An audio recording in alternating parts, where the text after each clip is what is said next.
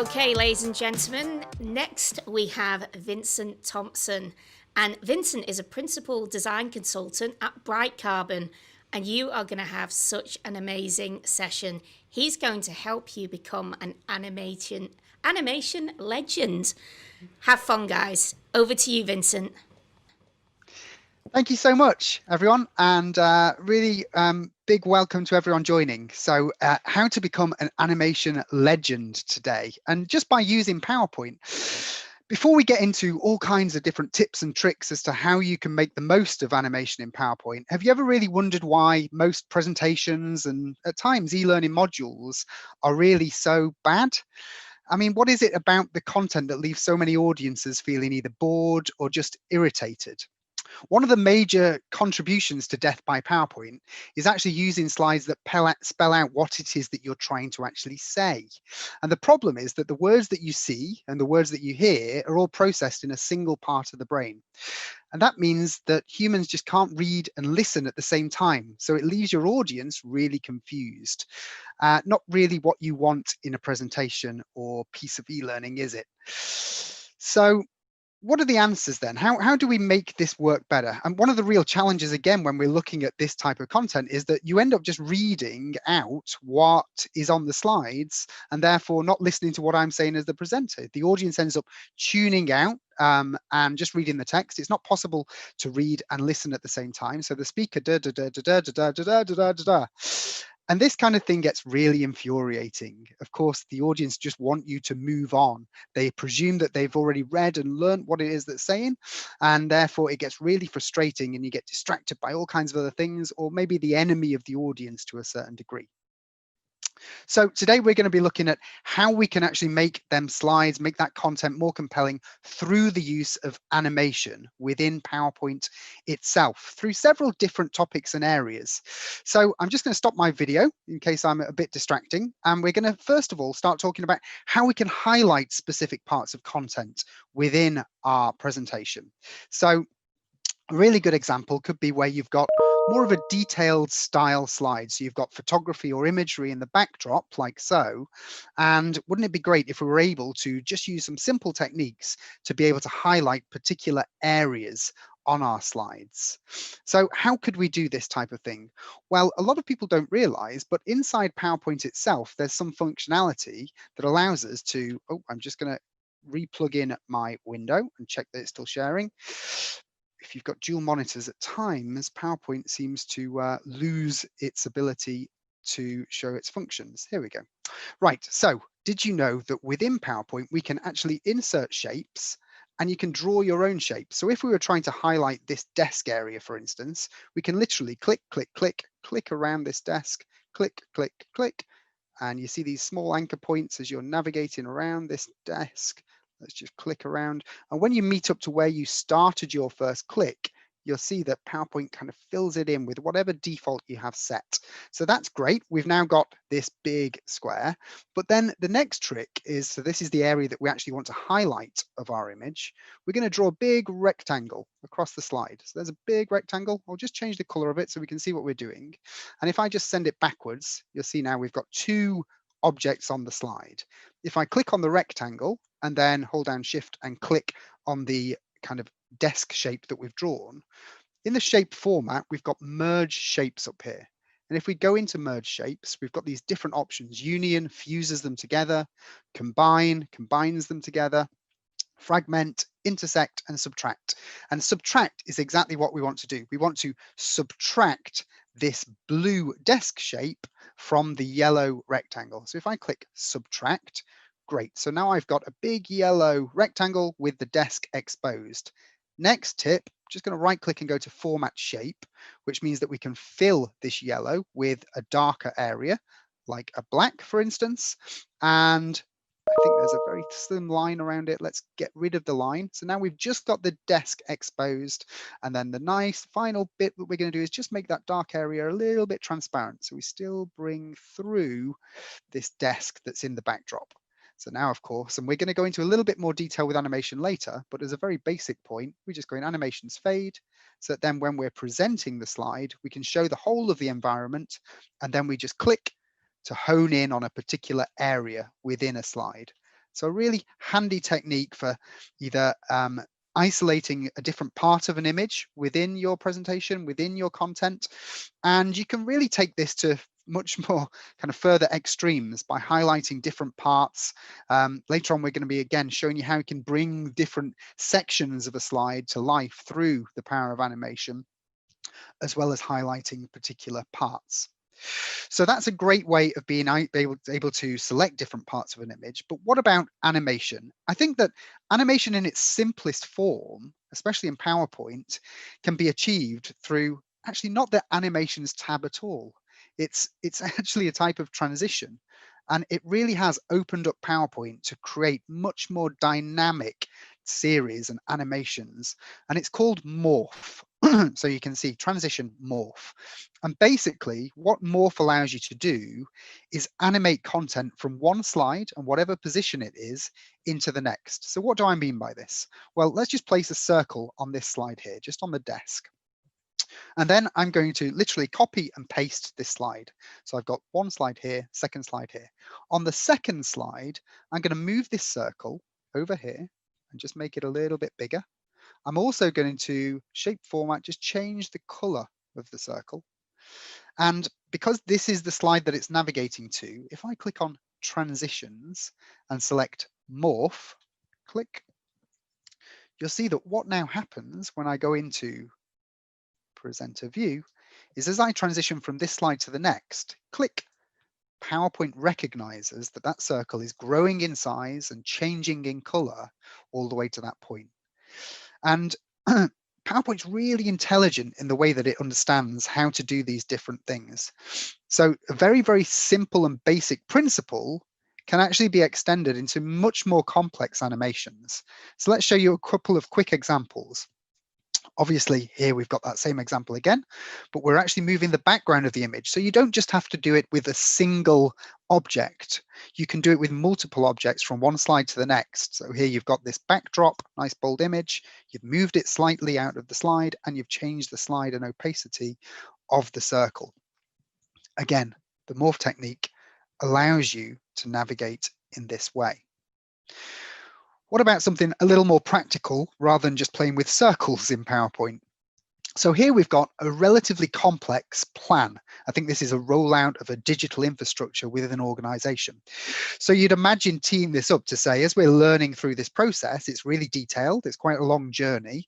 So it's really nice to be able to show this kind of top looking down, but then how about being able to zoom on in to specific areas?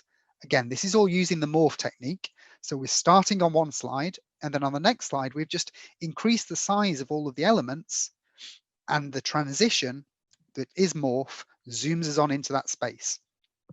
And then as we navigate our way around this process, we click to navigate to the next slide, click, and you'll see that slight adjustments and movements of the elements, as well as pushing things out all the way through to the end of the process.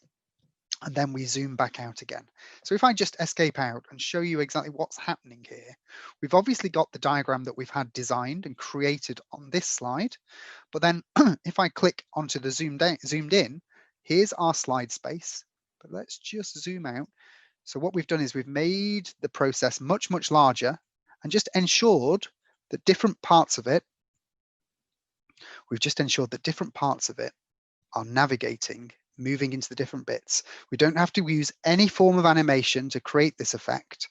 All that we're doing is ensuring that the transition and morph is selected, which moves it around from one piece to the next, and then at the very end, shrinks it on down again. Okay. Another quick technique within morph is actually being able to magnify different parts of an image. So here we've got an image in the backdrop of this beach, and then as we click, you see that we've been able to actually increase the size of the image that was sat on there and magnify different parts of it, which can look really visually impressive if we're navigating our way across a schematic maybe, or a document. So I'm just going to show you that technique with this office environment. So we've got an image of the office that's on here. I'm just going to copy and paste it, so then we've got two versions. And actually, I'm going to take this background version and just go into picture format, and just darken this office. Let's just make it nice and dark. And then I'm going to mirror this bit up. So just line it up on over.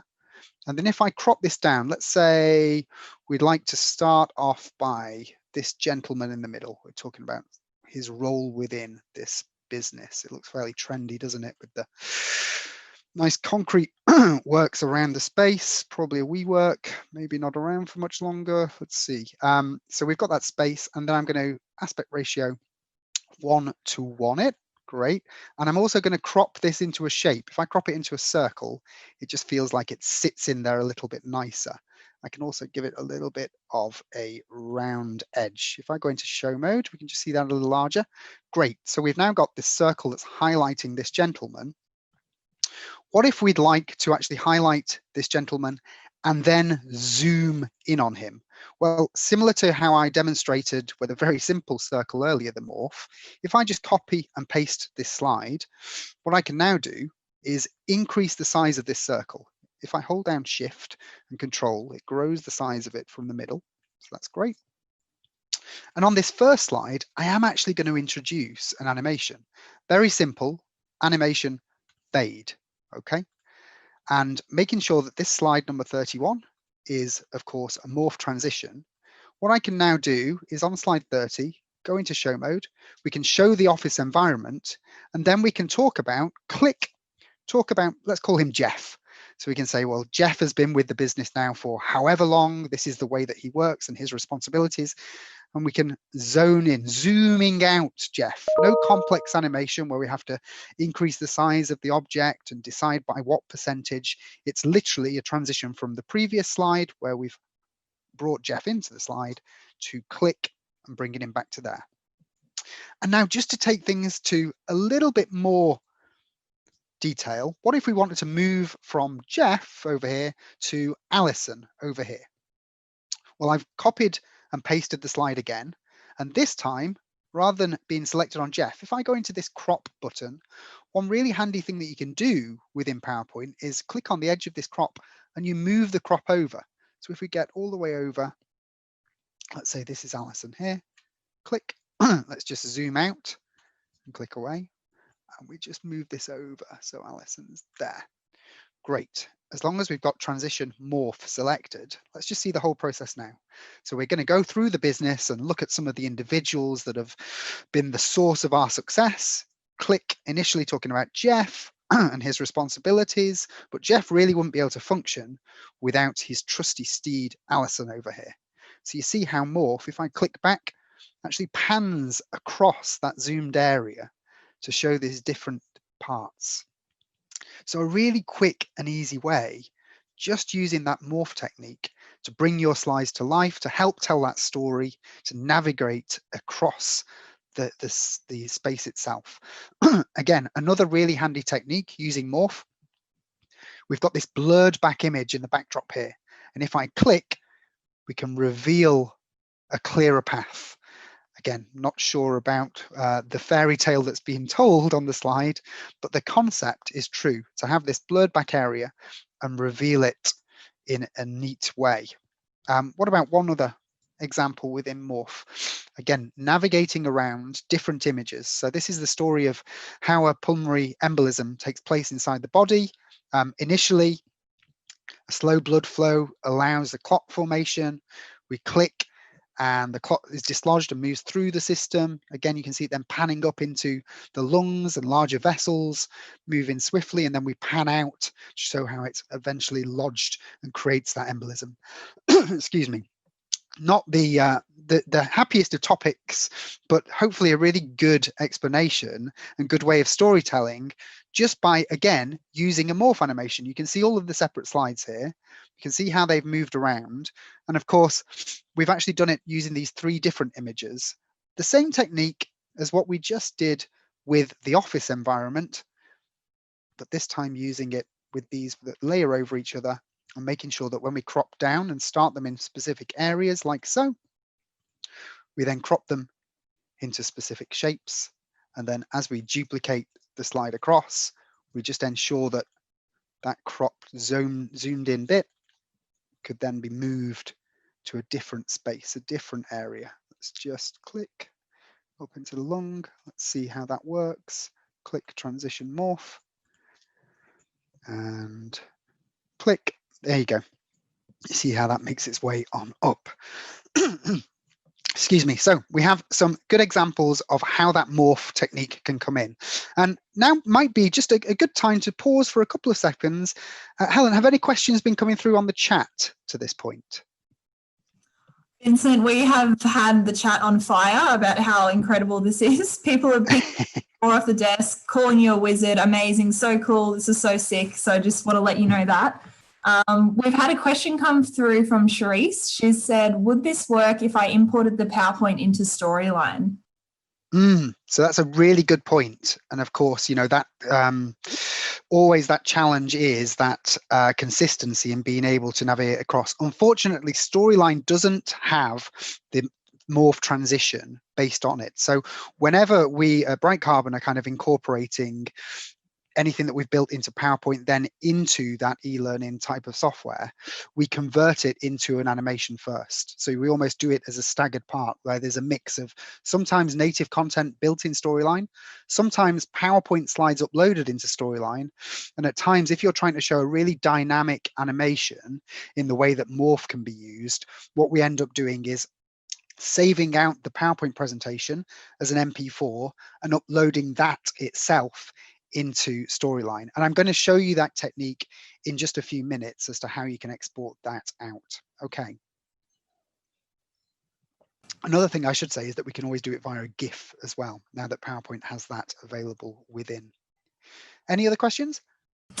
We did have a question. So Kim's asked, what other possibilities are there in PowerPoint that Vincent hasn't shown us, but potentially that's coming up? Fingers So crossed. it's up to you how you want to answer that. Sure. Don't worry, Kim. I have a few more tricks up my sleeve. Okay. Right. We've just had one more come through, Vincent. Yep. So James has asked, how big will the file size be? Will that be an issue performance-wise? So within PowerPoint itself, absolutely no issue at all. It literally, to add that morph button, doesn't change the size of the file. It just changes the mechanism for how you're transitioning through. The implication for file size will, of course, be if you export it out to video to then import into Storyline. And it depends upon how long that sequence is. And then with regard to the size of the PowerPoint file, it very much depends upon the size of the image that you bring into the slide. So the image that I pulled from Unsplash here, for instance, is around 500 kilobytes, so half a megabyte. And having it repeated and these different parts of it put in actually isn't adding any more weight to the file size itself. So it really depends on making sure you compress the images when you bring them into PowerPoint. A really neat trick for that, by the way, is if you bring an image in. So if you've, for instance, for example, been into Unsplash and you've navigated and downloaded a large image, the size of this image that I've just downloaded is about 6 megabytes, maybe more. Now, if I drag that into my PowerPoint slide, it means that that is 6 megabytes worth of an image. A really good technique to compress that image down in PowerPoint is to take the image while it's sat in PowerPoint, to literally right click and cut the image. And if you go to Home and Paste Special, just paste that image back in as a JPEG. Don't ask me why PowerPoint does this, but if you paste it back in as a JPEG, it has now compressed the image down to that right size. So it's now gone from around 6 megabytes to half a megabyte in size, but it hasn't lost any of its resolution. Of course, you can't zoom into it as well as before and keeping it accurate, but it's a really good way of, once you've got the image the way that you want it in the PowerPoint slide, to do that. And we encourage all the designers within Bright Carbon to be doing similar things when you're pulling images into. Okay. Right, onwards and upwards. Another very quick demonstration of morph showing screenshots. So a nice use case, I guess, where we can subtract part of a screen, a mobile screen, albeit slightly dated in this example. And as we click, we can therefore track through, navigate through different parts of a mobile. So how would you do that type of thing? Well, basically, you've got your mobile. So we see how we've got this different space here. And what we've done is we've created a rectangle. We've, again, just positioned it over the space of the mobile. So where it sits on the screen, like so. clicking on the image, clicking on the rectangle, again, picture format. You can go into your shape format, merge shapes. You can subtract that rectangle from your image. So now all you can see is the space behind it. And then, of course, if you've got a screenshot or whatever, 2 screenshots here, for instance, let's just paste them onto the slide. You'll see that they're sat above the slide. If we send them backwards, picture format, back. Oh, bring it forwards one. There you go. You now see how it just exposes that space. And of course, you start your slide with your first maybe home page of the screenshot. You'd then, let's just move this slide down here, copy and paste the slide. And then you'd move this up to this position. And then by clicking on your transition morph, you start it there, click, and up it goes. Okay. Again, very similar technique to what we were showing before, where we've got this cropped out area of a bigger image on the right hand side. And if we're trying to navigate and show a different space in the campus, click, we can move right on over to see where the accommodation is based. Okay, morph in text. Text works as well in morph. So it's not just about photography and PowerPoint shapes. You can click and actually change the size of your text. And you can do that again from this example. We're trying to show it with expansive. Let's just click on the text itself. We go into home. We can change it to very loose, make it a bit bigger, and make sure that this transition is morph. PowerPoint's really nice. It shows you a quick example of that. Also, of course, we've got the image in this position here. Let's just show you what we've done there. We've got the image in this position, and then what we've done is we've propped it into a smaller space. So you can move that image as well. The crop understands what it's doing within morph. So now when I go into, let's just make sure I've got my transition morph. Great. Go into show mode. Click. There you go. Image shrinks out and the text expands. Really neat way of doing it. The other thing I should say about morph is you can control how quickly or slowly that transition occurs. And that's just done as you're in that transition. You'll see as you navigate over to the right, duration. 2 seconds is the default. If you want it to do it quicker, you can do it really quick if you want. So now it will take ½ a second. So click and really quickly. Don't know if that comes across as well in Zoom, but it's worth consideration. Okay, so I think I've stayed on the morph bandwagon long enough now. What about just some of the simple animation features within PowerPoint? You know, PowerPoint gets such a bad rep for animation. Most of these features actually carry across into Storyline as well. And it's just thinking about the types of animations that we can use. There are 4 different buckets within PowerPoint. You've got entrance effects, so fading in, wiping in, anything with any direction, such as wipe or fly in, you can control that direction as well. You've then got your emphasis effects, where you can grow and shrink objects, you can rotate objects, you can change the colors of objects. Of course, there are lots of other options within PowerPoint. Most of them are pretty detestable. We've got exit effects. So anything you can do as an entrance, such as fade in, you can fade out with an exit. Anything that you can wipe in, you can wipe out or fly out. I think the really important thing to learn about animations and using the animation pane within PowerPoint is that it keeps all of these animations on one slide. Of course, when I've been talking about morph earlier, it's around that transition from one slide to the next. But at times you don't want lots and lots and lots of different slides to achieve lots of animations. You can have all of them, and every animation, such as motion path that I'm demonstrating here, can be performed just within PowerPoint itself on a single slide. So how do we do these types of animations? Well, really simply, we click on the animation tab and we can see them all up top. So really easy to understand and see how these types of things work. I'm sure that most of you have a good grasp of the basics when it comes to the fades. If we click on this drop down, this is where we can see the emphasis effects as well. So where you can increase the size of your objects, you can fly them out or exit them or use that motion path scenario. To really get to grips, and very similar to how you'd use animation within Storyline, but probably a little bit more helpful in PowerPoint, is the animation pane. Okay, so when we're in the animations tab, if we click on the animation pane, it brings up this window to the side that just gives us a little more of an understanding as to what's happening on the slide.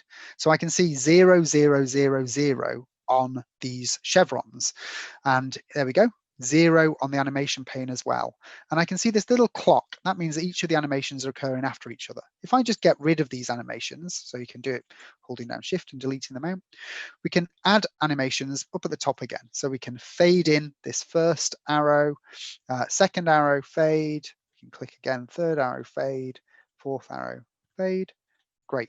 Now, the default, as we do each individual one, is to have them on clicks, which is absolutely fine. But what if we didn't want them on clicks? Well, we can select all of them, and you can either have it at the top here, after previous, so that sets it back to what we saw before. Interesting that you can reorder them. So we can see that number 1 is the first click. If I change this to the last, it's now number 4. Number 4, it corresponds and highlights as you click on the different bits. And if I go in show mode, click second, third, fourth, and then click that 5th one comes along. So the animation pane is a really helpful way to understand the order and flow of your animations on slides. And what about adding more than one animation onto an object? Well, this is where you shouldn't use this list of animations. If you want this entrance effect, for instance, to right arrow 2, you can see how it, if I go into show mode, clicks to wipe in the wrong way. So it's wiping in from the bottom. Always think about how your animation should work. Let's change the effect options and animate it in from the left, as it's an arrow that points that way.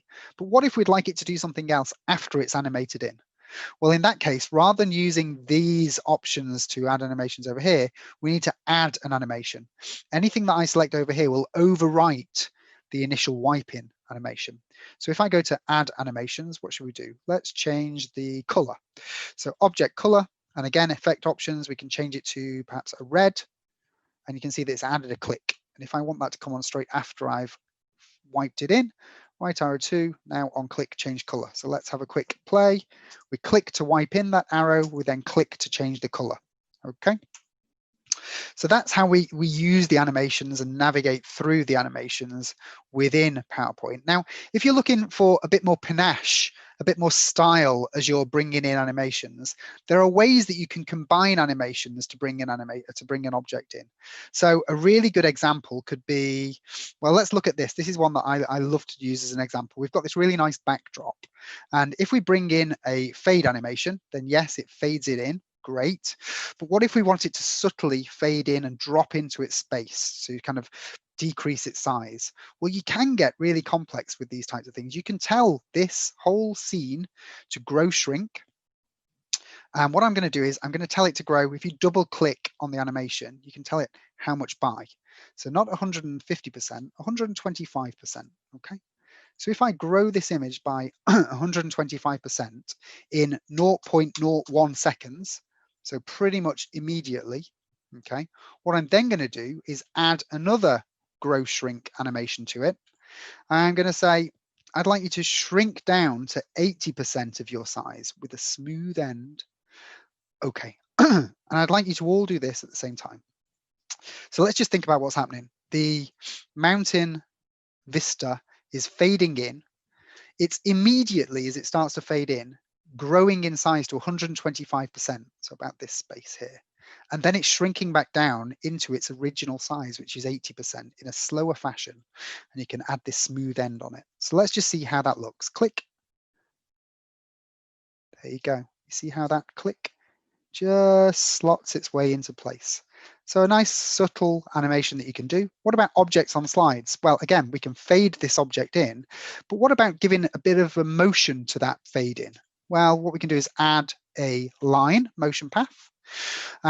We can say we want the line to start over here, and we want it to end exactly where it's resting at the moment. There we go. Guidelines come on. Brilliant. And then if I have that motion path occur with the fade in, so right click with previous and just speed it to the same 0.5 seconds. Let's get rid of the animation that I previously built. So we're now fading this circle in with a slight motion. If I go into show mode, what happens when I click? There we go. It fades in as it moves along. So you'll probably agree it's a little bit finicky. It's a bit, there's quite a lot of processes to just bring one animation onto a single object. But PowerPoint has an answer. Once you've gone to the trouble of animating in this image in a really nice complex way, or these elements, for instance. What about bringing on these other two? Do I have to go through that same process? No, there is a function within PowerPoint that allows us to animation paint. So if I select an object that already has a few animations on it, and if I click animation painter, you'll see how my mouse cursor now changes to an arrow with a little paintbrush on it. If I then click on the next circle, click, it's now painted, pushed that same animation process, there you go, onto this one. And if you double click, you can actually go through and your mouse will keep you to stay on that, similar to Format Painter. You can keep on clicking on different objects to bring them all in. So that's a really quick way to manipulate and use animations and then speed up the process. So you can go through the deck. I could say, well, I like that animation, pick up that animation painter. In fact, let's click on it and double click it, because I'd like for each of these arrows, 1, then 2, then 3, then 4. So now when I'm in show mode, them arrows really have a nice subtle fade in, click, click, click. It's as though I pre-planned this. Click, and that works through. So animation painter can be great. One final trick, there is a free resource actually on the Bright Carbon website called Bright Slide, and you may have noticed it for the Hawkeyes out there that it's on my tabs. So I've got a separate tab called Bright Slide. It's a free add-in that you can download onto your PowerPoint. And that has lots and lots of functions. We don't have time today to go through all of the benefits of Bright Slide, but it really will make your PowerPoint game much quicker. But within there, from an animation perspective, you can click on an object and you can have my animations. Once you've created any particular animation, you can save them to your own library and name them whatever you like. But also there are some defaults in there. So you can fade top down. This one, animation, faded zoom in.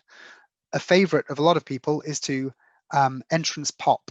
If you're bringing in some icons or different things onto a slide, let's just click entrance pop and see what happens. I'll put a click on it as well. So there's the other two that come in. If I click, there's an entrance pop, little pop at the end of that. Let's make sure it's pop. Just bounces. Again, it would take a few minutes to kind of put together that combination of animations. We've got a zoom in, we've got a size 110%, we then got it going down to 91% with a little bit of a bounce end. But using Bright Slide, you just have that at your fingertips. Okay, so before we get into the last 10, 15 minutes or so, have we had any other questions coming through, Hannah? Yes, so we have a question from Nirad. He's asked, are there any advanced features in Google Slides which could morph and other features? That's a great question. We do an awful lot of work in Google Slides for some major tech companies. And one of the big challenges that we have is that we have so much creative freedom when using PowerPoint to use the likes of morph, using the animation pane. Unfortunately, Google Slides is somewhat more of a primitive being when it comes to animations. So there isn't to date any way of morphing between slides. The other real challenge that you've got with Google Slides is it's very clunky in terms of its animation pane. So combining animations on the same object is really tricky to do, and timing them at different points, albeit with clicks or delays, is nigh on impossible. The one workaround that we find that would work both for Storyline and in Google Slides is to actually create your animation in PowerPoint. And I'll show this as a piece of functionality now, in fact. So if you've got your own slide within PowerPoint, let's just create a blank presentation. And let's say we've got our complex animation from this, not the most complex, to here. What you can do is File, and one of the options now in PowerPoint is to export out as an animated GIF. And we can do that to extra large, good quality, create GIF. And now what will happen is, let's just save it to our desktop. PowerPoint now saves across, and you've now got an animating GIF placed onto your slide. And the joy of that is that if I just click on it, that can now be placed, and oh, I didn't do the morph, but that would morph across, full animating GIF, and you can literally just drag and drop that animating GIF into your Google Slides, and it will trigger on a click. So you can add a click to bring in that phase of the animation. So that's a really good workaround for building a more intricate animation into Google Slides. I hope that helps. Any other questions? Yes, we have a question from Leonard. So he said, it looks like you're using a Windows version of Office 365. Do these functions exist on Mac? Great question again. And I am glad to say it didn't used to be the case, but the most recent version of PowerPoint, so PowerPoint 2016 on Mac and Office 365 on Mac, both have all of the functionality with regard to the animations that I'm showing. So it has the morph feature and functionality. All of the animations from within the native ribbon. So all of these different animations. I'm not entirely clued up as to whether the animation pane is as intuitive within Mac. And unfortunately, we as a company haven't released the add-on Bright Slide for Mac compatible PowerPoint yet. It is in the works though, so stay tuned. But the Bright Slide isn't there. But I think that the important thing with regard to morph and all of the normal animation functions and features are still there. Okay. And right, one final question, if that's okay, Vincent. Absolutely. From Shiraz. So Shiraz has said, regarding photo size, would the compression feature reduce the size in the same way you showed us? It's a great question. It doesn't, for some strange reason. At times the compression feature is great. So we've got a small image here. Click on picture format, go to compress pictures, and you'll see that we can't compress it any more than print, HD, or high fidelity because it must already be too small. If I make it a little bit smaller, again, let's just try it again. Compress pictures. There we go.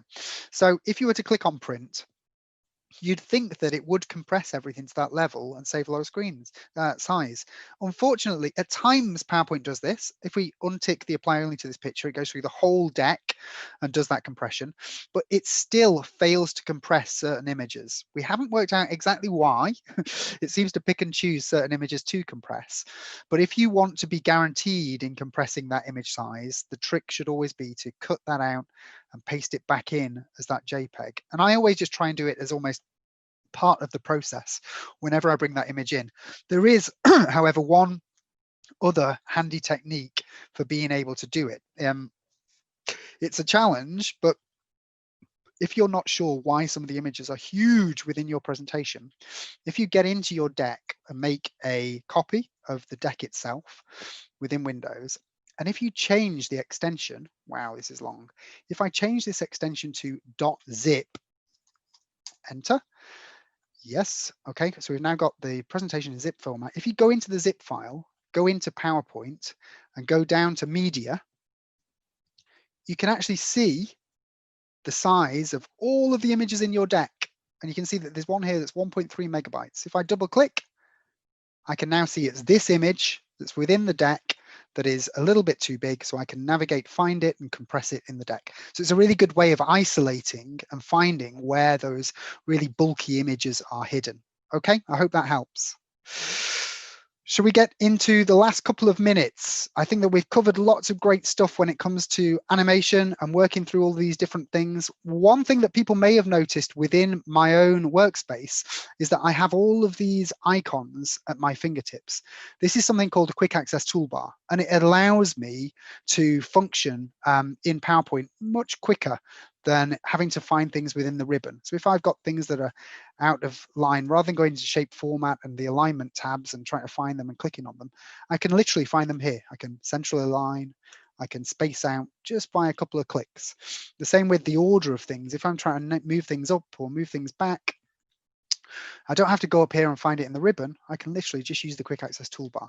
So you can populate your own quick access toolbar by just clicking whenever you find anything on the ribbon, right clicking and add to quick access toolbar. You'll see how it populates it and do it that way. Or you can actually import one. We've got, again, free resource. It's just available on the website. Just search for quick access toolbar on brightcarbon.com and you'll be able to upload our own quick access toolbar with that list of things. So a few different ways that you can navigate and work that through. Okay, last couple of minutes. So wanted to make sure you get all of the good stuff. How do we export to video? We've created more compelling animations in our slides, but we'd like to bring them into Storyline. So exporting to video, really easy.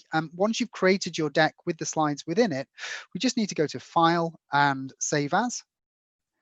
When we go into the Save As options, rather than saving it as a PowerPoint PPTX, we can drop down and you can export it out. Our advice for a video would be an MP4, and then you can click Save and it will literally save itself out as that. You can click export and create video. If you're trying to make your animation somewhat smaller, you can compress it as you go through. So there are some different options in here as well, which can be really handy. What about recorded timings and narrations? So you'd assume that you'd already built in some of your own animation timings and what have you, but you can click through your deck to record as you navigate across, either bringing animations onto the slide or in fact animating transitions and morph with your own narration.